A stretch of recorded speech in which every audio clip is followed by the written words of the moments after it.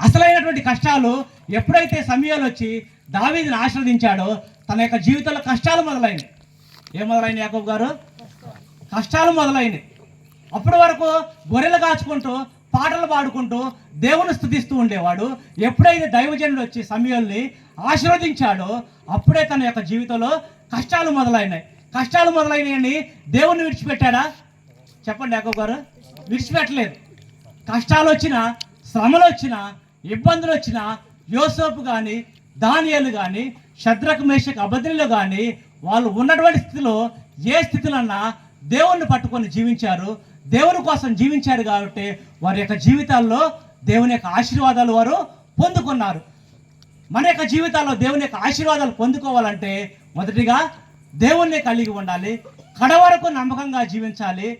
కష్టాలు రాని, శ్రమలు రాని, ఇబ్బందులు రాని ఒకటే తీర్మానం తీసుకోవాలి. ఎన్ని శ్రమలు వచ్చినా, కష్టాలు వచ్చినా, ఇబ్బందులు వచ్చినా నా యేసయ్యను మాత్రం నేను విడిచిపెట్టనని తీర్మానం తీసుకొని ఎవరైతే జీవిస్తారో వారు మాత్రమే దేవుని యొక్క ఆశీర్వాదాలు స్వతంత్రించుకుంటారు. దేవుని యొక్క దీవెనలు వారి కుటుంబం మీద ఉంటాయి. సొలొమోను తన యొక్క తండ్రి గురించి ఏమంటాడంటే, నా తండ్రి నీ దృష్టికి యథార్థంగా నీతిగా ప్రవర్తించాడు కాబట్టి నన్ను కూడా జ్ఞాపకం చేసుకో ప్రభు అని సొలొమోను దేవునికి ప్రార్థన చేస్తున్నాడు. ఈరోజు తల్లిగా తండ్రిగా అందరూ పెద్దవాళ్ళే ఉన్నారు. ఈరోజు మన బిడ్డలు మన గురించి చెప్పగలగాలి. ఏమని చెప్పగలగాలంటే